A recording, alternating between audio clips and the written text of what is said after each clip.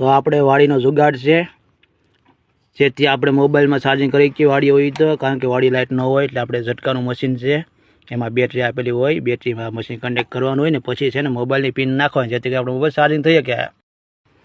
આ બહુ કામની વસ્તુ છે અને વાડીવાળા માટે સ્પેશિયલ ખાસ કામની વસ્તુ છે. ખાલી 350 આવે છે, તો લઈ આવજો જેથી કરીને મોબાઈલમાં ચાર્જિંગ કરી શકાય.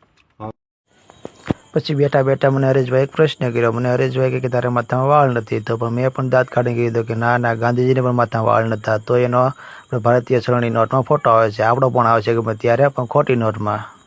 અને પછી ફાઇનલી બેઠા એટલા બેઠા કે પછી પેટમાં માંડ્યા ઉંદરડા દોડવા માંડ્યા, એટલે કે પેટમાં બળતરા થવા પડી, ખાવાની ભૂખ લાગી હતી.